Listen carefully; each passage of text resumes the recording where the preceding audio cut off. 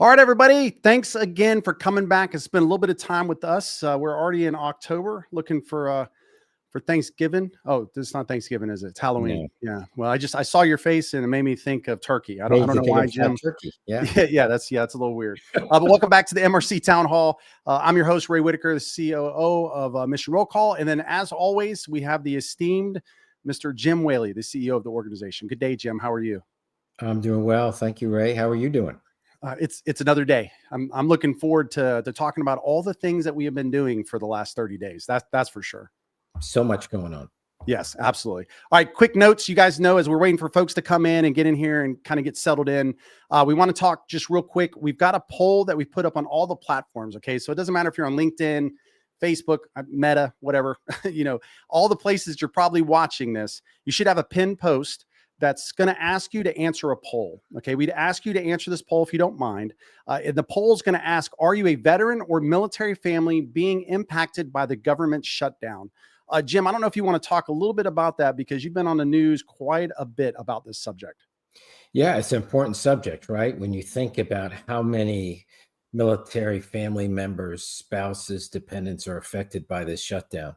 As we know, there's been a temporary pay put into place for active duty military and then for the Coast Guard through Homeland Security, but still the effect is wide ranging with the shutdown of a number of key programs within the VA that are helping veterans, homeless, suicide prevention and such. So we've been engaging the media on your behalf through the polls. We use that information to talk. Just this week, I talked to CNN, Reuters, and then this morning talked to Federal Radio, which covers a lot of the federal employees across our nation. So we're getting the word out about the impacts and talking about what secondary and third order effects a shutdown like this has to active duty military, to dependents. And when you think about it, when you're unsure about your next pay or you're not getting paid, it's really hard to pay for groceries. It's really hard to cover your rent. It's really hard to get childcare. Yet we still are expecting those active duty members to come in and do their work. And for veterans on a fixed income, it's even more damaging. So a lot to talk about on that, and we're happy to engage on this on our veterans' behalf and their families. And I think coalescing that voice, Ray, and amplifying that message through the media and through everyone who's listening to platforms like this is just so important, because the squeaky wheel gets the grease. And sometimes we have to voice our opinions in a loud and thunderous voice so that it's heard, understood, and acted upon. Absolutely, Jim. Tess, thanks for being here. Hi, I only see a blank screen. Is your video going? It should be, Tess. We'll actually check. Try refreshing just to see. You never know. It's the interwebs. We always have some problems. Okay, so the rest of the administrative stuff, remember this goes on monthly. Our next one will be November 19th. We're going to have a pretty big announcement on that day. So that's 12 Pacific, or I'm sorry, 12 Central, 1 Eastern Standard Time for those that are here. If you have questions, like you want to talk, you have anything you want to bring to us, like you're going to see our staff is all over the social media accounts. If I keep looking over here, because I'm looking at y'all's comments, but please comment. We serve you. As Jim asked us to do in the board and you, and that's what we're here to do. So please ask questions. We'll be more than happy to answer them. John, good to see you again as always, buddy. Okay, and as a selfish plug, listen, we can't do what we do without you visiting missionrollcall.org and becoming a member, right? And when I say becoming a member, it's free. There's no cost associated with it, but it allows us to get your voice. And it doesn't matter if you don't have to be a veteran, right? Because we need the opinions of veterans, their families, and the American public. All of your experiences and everything that you've done and seen is important as we hand these off to the various levels of decision makers that are at the county, city level, state level, all the way up to the government level, where we're handing surveys and stuff like that. That's right. So please do that. Jim, all right, so let's talk. Jim, last time we talked, you and Valerie were at the MIC, or the Military Influencer Conference. So let's talk about how did that go? What was kind of the final standing of that event?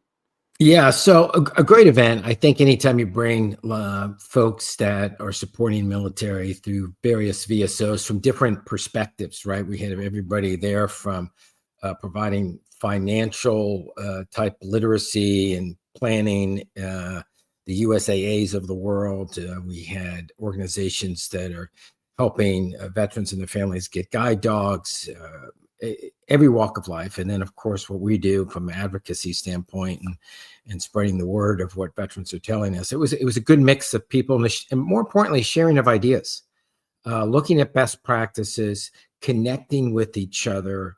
There's 40,000 plus veteran support organizations across our country. And many of them struggle to reach out to other organizations because of the geography and their size. And this was an opportunity to do that. I met some great folks, learned a lot. I think it gives us an opportunity to look at where we can work together. I think most organizations have a tendency to focus on what they're doing and what we're trying to do. And I think we've been very successful in, based on what I heard at the Military Influencers Conference, is that people want to become part of our resource directory. They want to meet and help more veterans. And they're kind of astonished when we say, yeah, we'll promote you. We'll talk about you. We'll put you on a resource directory. And then they say, well, how much is that going to cost? And we say, nothing. We want to help other organizations, right? A high tide raises all the ships is our thought process here. And if we can connect a veteran who's going through a tough time with a local VSO, and that makes a difference in that person's life, and it only happens one time, that's a success in my mind of the resource directory. Even though we're putting a lot of time and effort into it, the team is. I think it resonates with a lot of folks. We're the only organization that's doing that, and that stood out as well. So I was really excited about meeting new folks and seeing some old friends from years ago and making new ones. Yeah, well, that's good. Well, it sounded like it's a good event, which is really what we want. Tori, we absolutely, everybody, including military surviving spouses, and we appreciate you as well. Anush, I see has a shutdown stopped the work. No, I mean, the good news for us, we are a veteran service organization, so we're not impacted by government. We don't accept currently any government grants or anything else. We're very focused, and it's how we stay really unbiased in this entire process. So it's one of the things that Jim and the rest of the team has agreed upon. So hopefully, but good to have all of you here. John, good to see you, buddy. We'll answer your question here in a minute, John. I see you got some questions here about homeless department and some news. We got some updates that we're going to kind of bring. Yeah. All right, let's talk about this month's survey. Just for everybody that's here, there's two things that you're going to see because we're getting more people that are here. The first thing I want to bring up is in the comments of where you currently are, Meta, LinkedIn, wherever, there should be a posted comment with the poll. We'd ask you guys to take that real quick. It's literally a click of a button to tell us, okay, that's going to help Jim and Mike, our amazing team that are out here doing a lot of work for you guys to make sure they have the data and they can share that. Additionally, this month's survey is up. Okay. It's on transition and VA enrollment. It's going to last through the rest of October. The team will put that up. I see that they've already got it there, which is awesome. They're already all over it. So while you're listening to us, you hear the soothing sound of my voice, not so much Jim's. His is a little bit raspy. Mine's really good.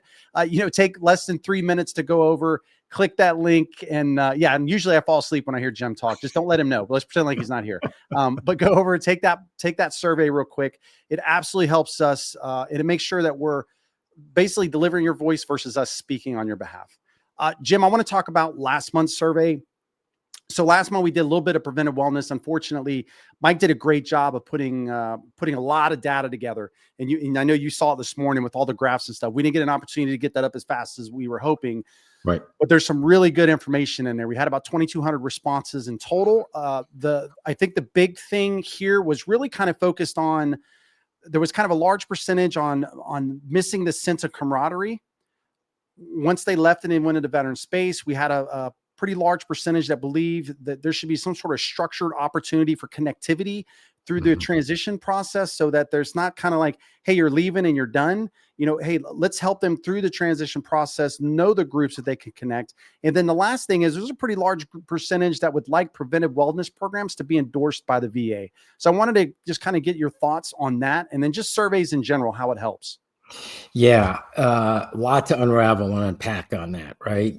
First of all, from the bottom up a little bit, why are these polls important? We've talked about this a couple of times, but underscore it because it is so vital for our organization. I can't explain well enough the impact these polls have with elected officials. When our guy in DC, Mike Desmond, goes in and talks to the VA or talks to anyone associated with the House Veterans Affairs Committee or the Senate Veterans Affairs Committee, these are the folks that are taking the bills that affect all of us as veterans. They are looking to us on what our veterans saying. It's interesting. Unlike any other organization, they may say, hey, what does your organization think about this? When they ask us that question, they say, what do veterans say about this? Because they know that we are giving them the raw data, what the polls are telling us, and providing it to them so they can make good decisions and they can find out what veterans really want. So moving up the ladder here a little bit, access to healthcare, of course, has been paramount. And one of the things we've learned recently is that preventative healthcare, especially on mental wellness, is so key. And we're finding out that if you think about how many billions of dollars, and I don't have that number in front of me, but it is pretty large, the billions of dollars has been spent on suicide prevention, and all of it is goodwill, and we all want to stop that. It has not been as effective as anybody wants because the numbers have really not gone down. And even the VA secretary acknowledges that, and that's one of his priorities. We're finding that if you do things left of clinical, then that means before you've been identified as having some problems early on, preventatively, it makes a whole lot of difference. And so we know that veterans want to see that. Veterans want to participate in that. Veterans also want to have what we've coined in our organization is service to service. Serving your country. We've all done it proudly. And to some degree, we've underestimated that impact on what it does for us until it's gone. And that's true with most things in life, right? You don't recognize it until it's gone, how important it was to you. Yeah. And that service is very important. And so if we can connect transitioning veterans, 200,000 a year, 16,000 a month, transitioning from the military, and connect them to an organization that's going to provide that continuity of service, that will go a long way in helping the transition, both mind and body. And Absolutely. So that's just some of the things we're working on. And that's why these polls are important, right? Because it validates what we hear from veterans, but when we have it in the aggregate, when we have the big numbers and it's across the country, then it's very powerful, and it can shape funding, and it can shape the course of how veterans are being treated. And to me, that's what's exciting about this job, and what's exciting about waking up and doing this job and working with veterans, because I know we're making a difference. Yeah, absolutely. No, I think you hit on so many important pieces there, and I think for the group, for the veterans, for the families, for the American public, the thing that we've learned, and I know Mike is on the front lines of this with you, is this understanding that veterans hold the key to the future of not only now but for generations to come, right? And we talk about that a lot. The only way, imagine World War II, if they had not done what they did for the GI Bill, we wouldn't have the GI Bill now, right? Exactly. And this is veterans standing up for veterans to make sure that those that come behind them are getting win. And that's basically what we're asking for now. The payoff of that is what you just talked about. It's this idea that I now can go in and say, hey, this isn't Mission Roll Call. This isn't Jim Whaley. It's not Ray Whitaker. It's not Mike Desmond. It's none of our team, right? This is veterans or their families or the American public's perception. Here's what you have. You don't need to search Google. We got you. Right. Like this is the thing. So the variation. And that's even more pronounced. I'm sorry to interrupt, but even more pronounced of a stat the good team gave me, which I was not aware of. I knew the number was high, but I didn't realize it was as high as what it is. And that is that 80% of new recruits in all the services have a connection with a veteran. Either it's their mom or dad, their brother or sister, their uncle, somebody. So to your point, that continuity of care, that continuity of programs that are going to help position the next generation of soldiers, airmen, and Marines and coasties to get back into society in a positive manner, that's our job. The ones that are in the service right now, that's our job to make sure that happens. And that's why these polls are important. Yeah, absolutely. So Mike just replied, the VA's 2025 budget for suicide prevention was almost $600 million. That does not include additional funds for programs such as the Fox grant, which we know well. I know the team, we're consistently looking at that. I just want to call out Mary, Nathaniel, J-Dub, the rest of you guys and gals that have joined. John, good to see you guys here. Thanks for coming and joining us today. As always, Jim, we would like to say that we operate on Rippets, right? Monsters and coffee, but unfortunately, every once in a while, we got to operate on a little bit of fun. So we're going to do another selfless plug. We did something unique this year. We talked as a team. We talked about doing a 2025 limited edition t-shirt. We've done a lot of really cool things. The team has, right? I think from our perspective, we've touched so many veterans this year where we've heard their stories and there's so many pieces going. Well, we took 150 of those veterans. We asked them if they would allow us to use their name to create a design for a t-shirt. And we actually created that design. It's a design of an eagle. So if the team can go ahead and throw that image up so that those that are watching can look at this. We've got the ability to have the 2025 limited edition mission roll call shirt. You can do a t-shirt. We can do a hoodie. We can also do a sweatshirt. The big part for anybody that actually gets the t-shirt, just know it helps us fuel the mission and what we do. And we felt like this was a really good way for us to have that and to also to use it. So we appreciate you guys being here as always. And hopefully you guys enjoy the shirt. I don't know if we have an image. You guys can put that image up if you get time as we're rolling through the rest of the stuff. All right, Jim, we're going to move on to the access to VA healthcare research. We started with the homelessness research, right? And so everybody understands, we'll kind of level this a little bit. Jim, I, and Mike Desmond are consistently getting different numbers. And we started asking questions about numbers. And then one organization gives you this, one organization gives you that. And all of a sudden you're like, okay, what number's right? So this started this idea that we've got surveys. We need to add research on this. We need to make sure that when we're speaking, we're getting the data. We need to connect with veterans that are homeless. We need to connect with community organizations. We need to connect with counties and cities and states. And what's the VA? So the bottom line, we're taking all that data, pulling it in to understand. The eye opener for us is we learned homelessness. We had this number 37,325, but we learned very quickly, we only know the floor, which is 33,000.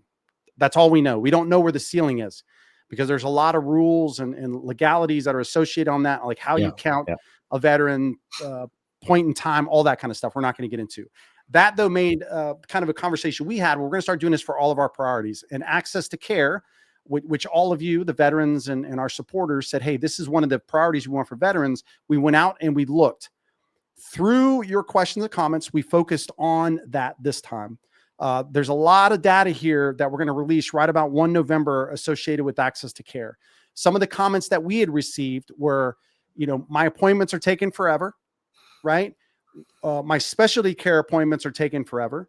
The facilities that I'm going to are canceling my stuff all the time. So as we're getting this feedback, we're getting it, and you guys can send us emails. It's through social, wherever it's out. We start to pull it in. We went out, we started to look at it. What we learned, though, from a bottom line, just a realistic expectation here, so everybody knows, research shows that the VA does provide quality healthcare. It does. But we also learned many veterans still struggle to access it. And we talk about this a lot with the underserved and those in areas that don't have access to VA care, right? Definitely some other things that need to be fixed and looked at, I would say, and we're going to show that in our thing. But Jim, I wanted to kick it over to you. Is there anything that stood out to you? And Nate, if you guys can pull up the page, please, for the access to care, we'll give them a snapshot here for the folks that are actually in the chat to kind of look at it. That'd be helpful. A couple things Jim, I think. First of all, thanks, Ray, for setting that up. Some key things here, and this first chart to me speaks volumes. As you can see, it's gone up, the trust in the VA outpatient care. So when you do get care, it's quality care, and it outperforms in many cases civilian care, and in some significant areas such as stroke and heart attack and some other areas. However, there are some cities and some places where that number is a little bit lower, or the wait times are significantly higher. Atlanta comes to mind, Philadelphia, a couple other ones, and you read it in this report. So when you do get health care from the VA, it's overwhelmingly positive by the majority of, I mean, that number is a spectacular number, nearly 92%. Most hospitals in our country don't come close to that. So that number is phenomenal, but the challenge with that is that the time that veterans are waiting to get secondary appointments or specialty care is way too long in most cases, and it's far exceeding the time frame that our civilian counterparts are getting. So that's one thing that the VA is looking at and needs to do a better job. And this kind of information, polling information and in-depth study is helpful to them because it's an outside organization that's giving this a check and providing it to them. And we're going to be happy to provide it and work at the highest levels. The other area we found out about in this process, and if I'm getting ahead of myself, Ray, stop me because I'll go through a couple of the other. Hey, you're allowed. You know what? You can run as far ahead as possible, Jim. And all we're going to do is follow you. So keep going. Yep, keep going. It's the lack of the continuity of care is an area of big concern, right? So you're hopping from doctor to doctor. It gets dropped.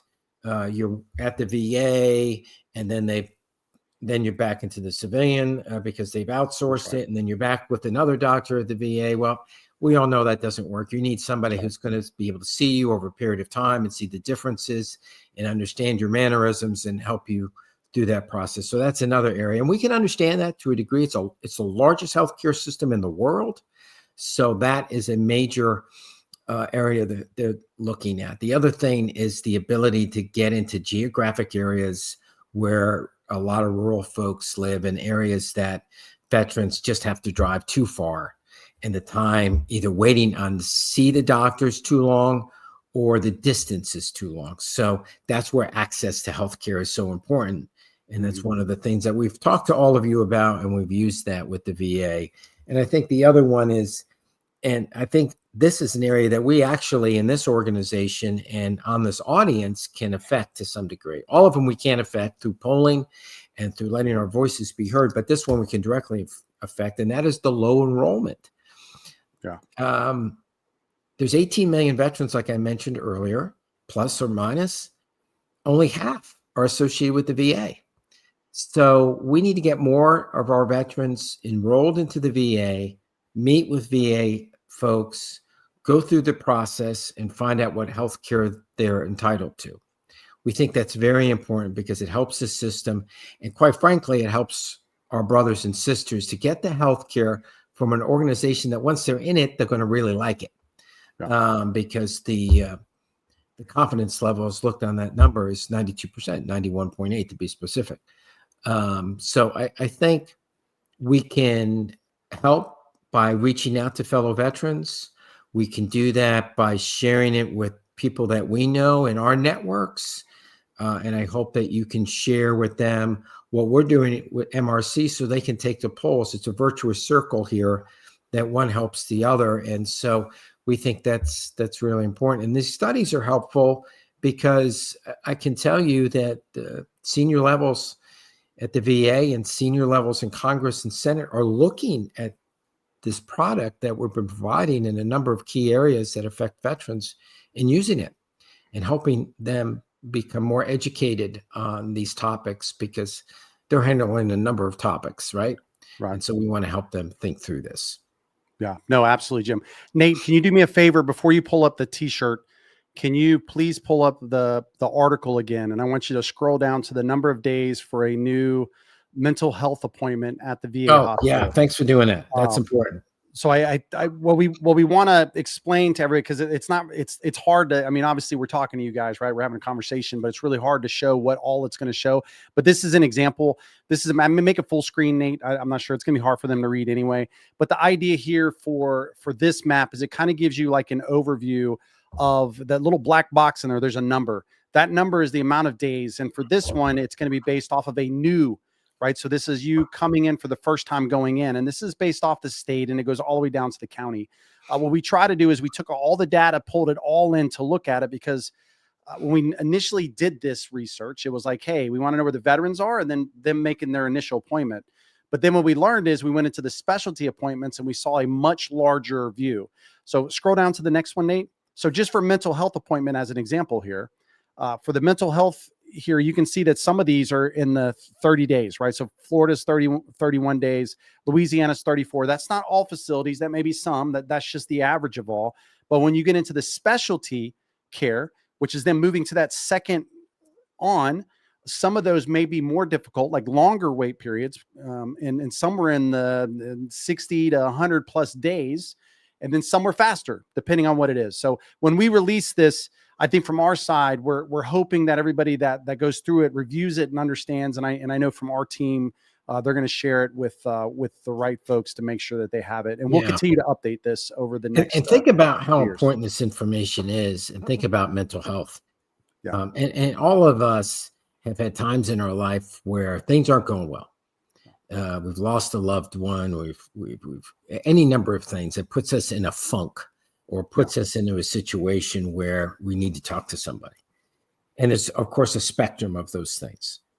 But if you're moving to the right of that spectrum, getting from okay to really bad, and you wait, and then it takes 30 plus days or 40 days to get the mental health help that you need, well, that's unacceptable, because in some cases, we're talking hours, we're talking days that is needed to actually address that issue, not multiple days, not multiple weeks. So I think this is important for us. Yeah, Tori said the same thing, Jim. Like she's replying exactly. When you have mental health issues, it is compounded if you have to wait 20 or more days to be seen. It's just like that. Yeah. Thanks for that, Tori. That's a good one. We're going to answer some of your other questions, Tori. I see that you got here too. So don't worry. So thank you for that, Jim. Nate, can you pull up the image real quick to the t-shirt? We want you guys to see the t-shirt. We take a lot of pride in this. We love that. So just click on the t-shirt, Nate. I think it'll blow it up, so it's a little bit easier to see. There you go. And hover over it. So there you go. So that's an eagle with the American flag kind of in the backdrop. And then it's veterans' names that are making that image. Like it is such an amazing looking image. I wish you guys could see it easier. And just know you're obviously supporting Mission Roll Call with a purchase, but we'd appreciate it if you guys would take a gander at that thing. Okay. Yeah, and you're going to be able to look fitter, run faster, be smarter, as you wear this shirt. Of course, none of those are guaranteed, but I wear it all the time, and it's why I'm beautiful. Is basically what's happening. No, the team did a wonderful job, and it's October. You're a couple guys and gals, you got that person that's hard to buy a gift for the holidays. Here you go. I know. Hey, Angel supporting a good cause. It's a layup. Just go ahead. All right. So look, the next part, this is why it's so important for you guys to reach out. Every day we're reading through the info app, which is basically our contact us form, right? You guys submit stuff into us. Sometimes it's the good stuff, right? It's the stuff we want to read. And then sometimes you guys are trolling us, and we don't appreciate those, but like it is what it is, right? It's the internet. So we take those. But here's the thing.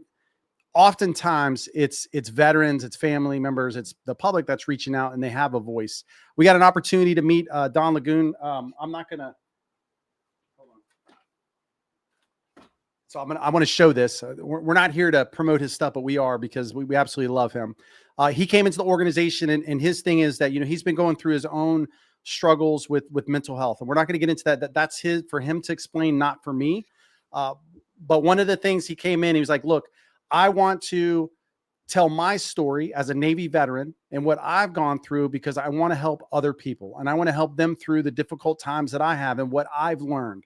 One of the things he kind of gave an example, we all been to the doctor, and then on the doctor, you've got on the wall. I used to always make jokes about this too. I'm not going to do it here, but you have like the smiley face at the top, and then you got like the dude that's angry at the bottom, and the doctor come in, you broke your leg, and the doctor's like, how do you feel? And you're like, bro, my leg's broken. How do you think I feel? Right. But that's the same thought that Don was putting towards this idea that like there was nothing for that in a mental health based or depression progression, as he called it. And we're like, Don, help us make something that is from you that can help others. And we've had the opportunity to work with Don. We have an article up on the website that Britt and our amazing team that does all of our content have put up, and I would ask the team to put the link here. We'd ask you guys to do it. And there's also Don's book. It's what I read once I met him. Jim, I would love for you to kind of jump in here. You had an opportunity to kind of read through this stuff, talk a little bit to Don, about what he's gone through. How important is it to have him? I think anyone who knows someone who is struggling in any way, on any scale, with the process of being in the service and getting out of the service and the things that you've gone through, reading this book could make a significant difference in their life.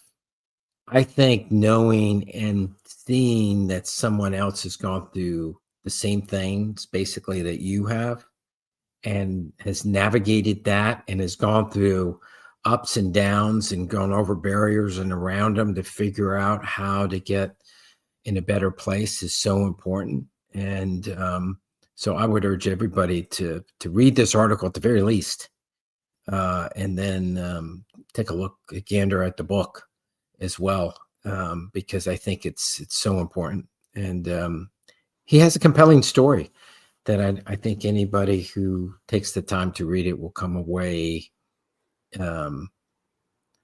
bigger, more informed, more empathetic. That old adage, biblical adage, that there by the grace of God go I, comes to mind with this. Yeah. And I think the thing I really loved about the conversation with Don is I think part of for him is like this idea that it doesn't, we all have some sort of mental health challenges. Like, it doesn't matter who you are, right? We don't all want to talk about it, but it's just the basic. This isn't unique to veterans, by the way. That this is not just a veteran thing. This is everybody. I think the uniqueness of Don is this idea that this is not only meant for you as an individual that may be going through it, but it's also a way you can read this. What I got out of it is, I've had a couple buddies and friends that I've been able to identify that, oh man, there's something going on. Like, I've seen a change of behavior, right? Like, they're angry. Like, it's just been more angry than they normally have been. Like, why? And I read, Don's, and this is just a happening, man. I read his thing and I'm like, okay, hold on. Like what he's saying right here is exactly what I'm exhibiting over here. And now I have an ability to talk to somebody that, and again, you have to know the person, right? But I know them. I live with them. I deployed with them, whatever the case may be. And I start having these conversations and they're like, I didn't think anybody saw that. And I do need help. Right. And it's like, man, I'm here for you. I mean, and it's just I don't want to ask for help. I never have liked to. I don't like doing it. And I think oftentimes, so I think definitely consider reading it for Don, maybe not about yourself, but maybe about others that you can support. So, yeah. And I think it's a wonderful point that it's just not for veterans. It's, it's for anybody in your life or a neighbor or anything like that. And you think about it through church or affiliations or organizations you're part of. Chances are, if you're in a room more than 20 people, somebody in there struggling with something. Yeah. And if you have the ability to see those points and see those indicators, you can make a big difference. So, yeah, absolutely. All right, everybody, just a reminder, look at the top of wherever you're watching this right now. There should be a poll that's pinned. It's just a 1-question poll for you guys.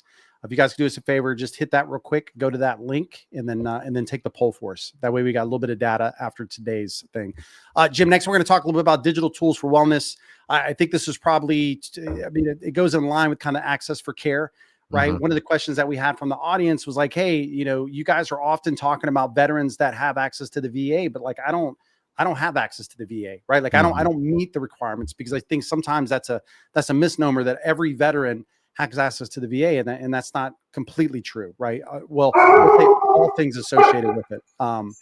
So one of the things that we looked at was, how do we have the ability to help with those that may not have access? And we went out, My RX Access actually came in, we talked to them.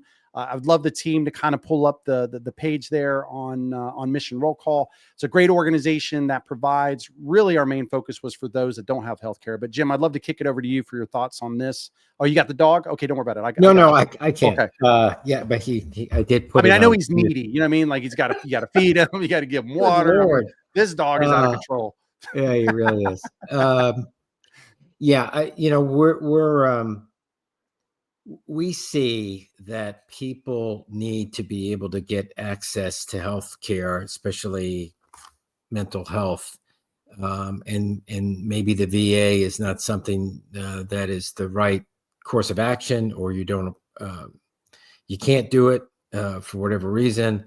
And so there Or has it's the to be 20%, Jim, that are in underserved areas or in rural locations that can't get to, right. all right, you Yeah. just talked about. Yeah. And so there's a whole bunch of people, right, that don't fit into I can drive, Yeah, fit that's into true. the VA system, and I can go there and I go see my doctor and I have the same doctor and all those things work out. If that's happening, great for you. But there's, to your point, probably 25, 30% of the total veteran population, maybe more, that don't have that access. And so what this is, which we think, based on our conversations with them and what we see, is ability to really get this access to mental health via telephone, through your computer, in a way that is very economical and very professional. We're not endorsing it. I mean, they're not paying us at all to do this. They're not a sponsor of us. So we're not trying to, but what we see is this fits a void, an important void to be filled, that can support veterans and their families in a positive way. Yeah, and they started doing it with law enforcement and firefighters. Yeah, they That's have a where it track started. record of Yeah. doing this, and I will say this: our conversation with them is, when we talk about veterans, they're leaning forward in their seats, they're paying attention, and they were astonished when we gave them the stats of veterans that are falling through the cracks, what the need is, and they want to help, and they've gone ahead and doing it, and so good for them, and wanting to support this. I can tell I'm getting old because as I'm sitting here and I'm listening to you, I mean, I go off cuff sometimes, but as I'm sitting here listening, I just realized Rotor interrupted me while I was talking. I know. Appreciate. Can you? He does it all the time. Yeah, I know, it's annoying. You're like, man, I know he does it to me every day. I will say this though, if I can. Yeah, please. I was on a conversation yesterday with CNN, and it was a radio. It was an interview that they were going to put on there. He's already upset about the CNN person. He comes in and jumps on my lap, and I'm petting him, and I'm talking to the CNN person, and she was going down, asking some really tough questions. And then after he appeared, softball questions. Yeah. Really nice. Yeah. And we connected over Rotor. So he's not on the payroll, but he did his job. So if I understand this correctly, which I do think is wrong often, the best way is when I get on a meeting with you is just to bring my teacup poodle, and just start petting them as we're okay. Yeah. I've got it now. It's a great equalizer. Dogs are a great equalizer. Okay, great. All right, so let's move on to the other thing. We're going to move on to, yeah, exactly. Dogs make any stream better. 100% agree. Here he comes. So you got to start it. Okay, so we're going to talk. We talked last time the 2026 priorities that you guys voted on. That's how we do it in the organization. Usually around September of each year, we're going to put the survey out. We're going to include these in there. We give you guys the opportunity. Nate, if you guys can pull up that, you're going to see here, we put the article out this week. So this is what you voted for as an organization. So the main focus areas, as you can see here from top to bottom. So what we'll be focusing on in 2026, our priorities as an organization will continue to be access to quality healthcare. That's both VA and non-VA.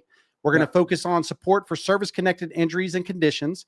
That's things like TBI, PTS, chronic pain, toxic exposure. I saw a question in here about that earlier. So that kind of falls inside of that. Veteran suicide prevention. And then finally, we continue to move forward with housing access and homelessness prevention. So Jim, I'd love to kick it over to you to kind of explain when we talk about focusing on these priority areas, what does that mean, right? With the surveys and the research, can you kind of talk through that? Yeah. Before I do that, though, a selfish plug. We're the only organization, VSO, that does it this way. We don't have a think tank within the organization that says, hey, these are the 3 priorities, 4 priorities, 5 priorities that we think veterans want us to talk about, nor do we outsource that to some consultant to figure out for us. What we do is rely on the troops and the people that make up our great environment, that is the veteran community. And we ask you and your families, what are the important topics for you? What do you think we should focus on? And then that comes back in an unfiltered way, and then that becomes our priorities. And I brief it to our board, and there we go. And then to answer your question very specifically, we then focus on those priorities, not only from a polling position, but also researching it, finding out what is going on in each one of those categories, reaching out to the members that are on our veteran resource directory, finding out what their perspectives are, reaching out to other veteran support organizations that may be able to fit a void in those priorities and getting them involved in it. But then more importantly, or equally important to all of that, is sharing that information with decision makers at the VA and in the Senate and in Congress, and saying to them, this is what veterans are telling us across the country. Uh-oh, I think he accidentally hit the mute button. Yeah, check and see if your mute hit. Yeah, sorry about that. There you go. So excited about this. It was Rotor. Can we blame him? It wasn't his fault, but we'll blame him. What we do is we share that with members of Congress and Senate, and we say, these are the priorities that your constituents are telling us is the most important. And these are we share these information with them, and you can see the stats. And I will tell you that they listen to that. One, because they're the folks that are voting for them or not voting for them. And they also understand that they're in Congress and Senate, or if they don't, they should, to serve those people that are in their areas that they represent. And so that's why this is so important. We focus our energies in those top priorities. That does not mean that we're not involved with the other ones that were subdued there, such as homelessness or food insecurity. We're still working those. So we have a wide parameter of things we're working, but our priorities, the bread and the meat and potatoes of what we do is focused on those. Well, and what I would say, Jim, to like add to that is that we're working these other areas with other organizations and empowering them. Like you talked about at the beginning, right? We're changed the paradigm. We, Mission Roll Call, as a VSO, are here to also support other VSOs because their success becomes our success, right? And at the end of the day, we don't want Mission Roll Call here 15, 20 years from now. The problems we're focusing on, we want those problems to get them to, the right levels to where they should be. And then we can go back to, being a guy that's out making woodworking, right? So I think that's kind of the overall plan. And the VRD is a good example of those that are there and the ones that we use. And everything kind of goes across. And I think the other unique thing that you hit on a little bit, Jim, was this idea that so oftentimes it's like the surveys. So even within our team, because you look at it, you go, oh man, we got the surveys and we're just connecting them to, Mike's out there just talking at the congressional level. But the reality is the end state of those surveys is not just for us, right? It's for that nonprofit, that VSO at the county city level. Great point. They can use that data to then help them shape what they need to shape and to advocate at their local level, right? Which we all had a different plan when we came into this, but I think, Mike's been such an important part of us understanding like this is big, Ray, we can do this, but we're going to need like an entire brigade, of people to do. This is not okay. So how do we now energize other organizations to, through support of them? And I think that's one of the ways we're also doing it. Yeah. It's a great point. All right, everybody. All right. So we're at like probably our favorite part. We love talking about what we did, through you and you giving us the opportunity to do it. What we're going to do now is we're going to start answering questions. We got about 10 minutes or so to answer questions. Whatever platform you on, you have a question, post it in. Staff will probably reply, and we're probably going to reply also, right? We're just like that. We like to talk a lot if you can't tell. So we will do that. First one we're going to talk about is Mary White Willington. So Mary says, hello from Washington State. Hello out there. Is it getting cold, hot, warm? I don't know what the temperature is there. Are we as supporters able to suggest poll topics? If so, how? And Jim, we told her, yes, we Absolutely. want that. Again, we just talked about that thing we were just talking about. So it was like I read the question before I answered a minute ago, but sometimes we need it from you at the local level because you're seeing things there that we don't see because we're more at a national level. So it is really, really good for you, all of you, everybody that's here, to go to the contact form, submit it, no matter what it is, submit it, let us know, and do it. Now, understand, not everything we're involved with, again, right? We're going to do the best we can. We're going to reply to you in most cases. But just know that, yes, you can suggest things. Jim, I don't know if you wanted to add anything on that. No, we welcome that. Writing polls is more difficult than it looks, right? Oh, yeah. So we want to make sure we hit those top questions. And let's face it, geographically, they could be different. Yeah. I mean, what's troubling in the one area of the country may not be an issue in the other part of the country. That's right. So we welcome that feedback. Yeah, absolutely. Okay, let's see who else we have here. We already read Mike's earlier.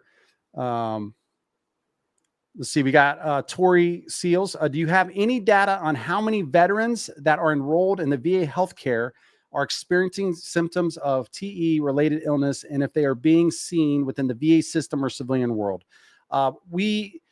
Mike may have some of this just through his interaction with some of our amazing partners, and the same thing with Jim. But what I will tell you, Tori, is we're going to be moving into that. That's part of, we just talked a second ago about the priorities. One of those priorities is the support for service-connected injuries and conditions. This is something we're actually going to be doing research on as we move into 2026.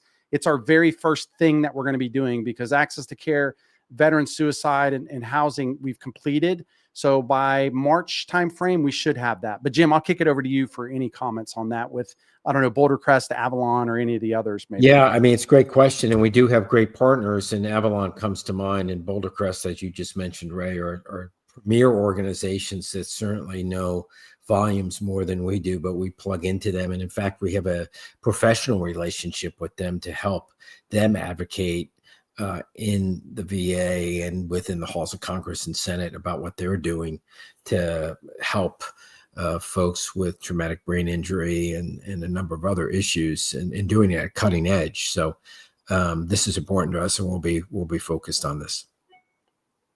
Great. Okay. We're going to do one more selfless plug because we like to do this. We have the honor wall up.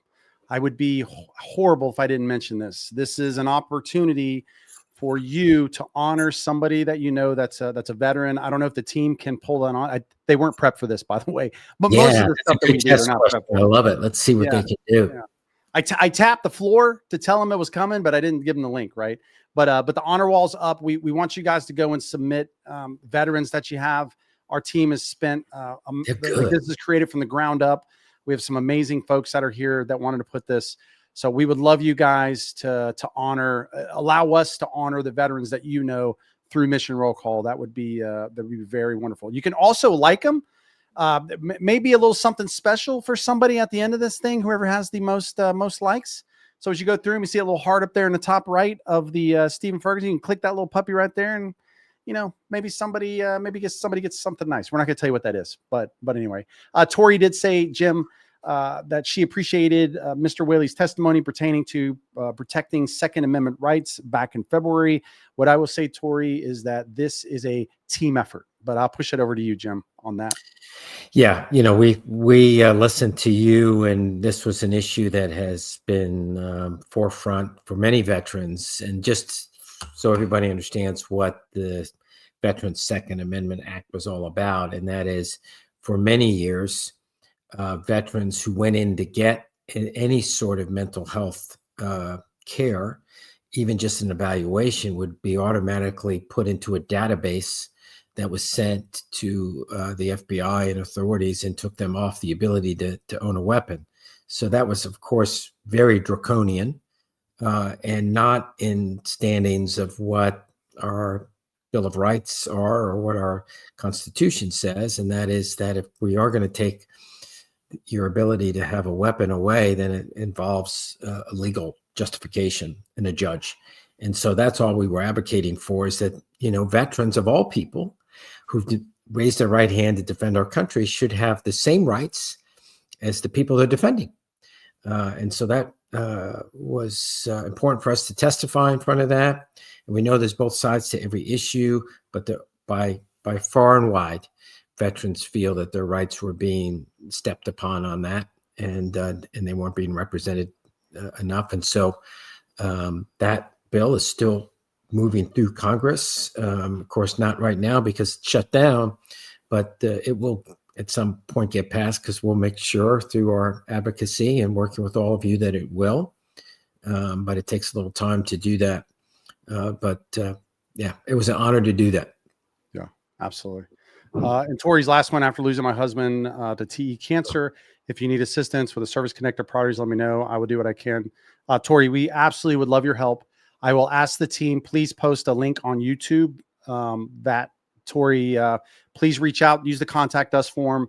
We'll immediately probably reply back to you today, tomorrow, and then start having the conversations. We appreciate you wanting to get involved. As we kind of started this conversation, Mission Roll Call does not have the power to do anything without voices like yours to help us. So thank you. We condolences for losing your husband, but we thank you for trying to help others. So absolutely. All right, everybody. We appreciate you guys as always coming out, hanging out with us. We'll be back here. I want to say on November 19th. I was afraid I was going to say the last one there. We'll be back though on November 19th to see you guys again. Same bat time, same bat channel. So 1 p.m. Eastern Standard Time, 12 p.m. Central Standard Time, on whatever platform you choose. Invite your friends, ask folks that are veterans and family members to come. Right. The whole point of these is to get feedback, understand, and then continue to share the message. Right. Like that's our intent. And what we're asking for you guys is a little bit of your time. Not a lot, a little bit. Most importantly from you, what we need right now is each month, right? You come in and you take those surveys, and they're always you go to the same link every month. It's not a new link. It's the same link. You can go there the first week of every month and you can take that survey. And it doesn't matter, again, if you're a veteran, veteran family, or a American public that just wants to support, we need you to come there. So Jim, let me kick it over to you for any closing comments, and then I'll close it out. Yeah, first of all, these are fun to do, and it's great to get feedback from people, and it's a real honor to be part of this organization, working with a great team. My only comment would be, as we close out, is we all understand the government is shut down, and so that's affecting some people more than it affects other people. But we do know that even before the shutdown, 1 in every 4 veteran and active duty military person has food insecurity issues. That means they're not real sure on how they're going to make ends meet and provide for their family or for themselves. So we're a great community. We take care of one another. In fact, we worry about those to the left and right of us more than we worry about ourselves. And that's what makes us who we are. So all I would ask is, in this process of who knows how long this shutdown continues, that we reach out to food banks or veteran support organizations in your area and see if you can be helpful. If that means bringing in some canned goods or whatever, please consider that, because at the end of the day, it's how we take care of others that we're measured by. Absolutely. I see J-Dub. I'm gonna throw a flag in here. We're gonna do a little alibi. J-Dub asks if more veterans enroll in the VA system, how will that change the wait times and improve canceled appointments? Do you see any impact? As we talked about, hey, there's 9 mil, if we push it out to 18 mil, what kind of issues do you see from your side, Jim, if any? Well, there may be some growth pains, right? But I don't think it's going to be a linear growth pattern where it's so fast and so furious. I think the fact is that the more the VA has an impact on the general American public through their services and all the veterans and the families that they have, the better off we are, because that's more voices about the quality of care. So I actually think that they should continue to grow and help as many veterans as possible. And here's the other thing I would say. You earned it. Yeah. You earned it, right? I mean, veterans serve their country, and that's what the VA is there for. And if you're eligible for that, then you should most certainly be taking part in that. Absolutely. All right, everybody, if you're a veteran, you're in the chat, I want to thank you so much for your service. Thank you for going above and beyond for your country. We appreciate you. And as always, if you're a spouse, thank you for allowing us to borrow your loved one. We can't thank you enough for that. We will see you guys back on November 19th. We appreciate you as always, and have a wonderful rest of your day.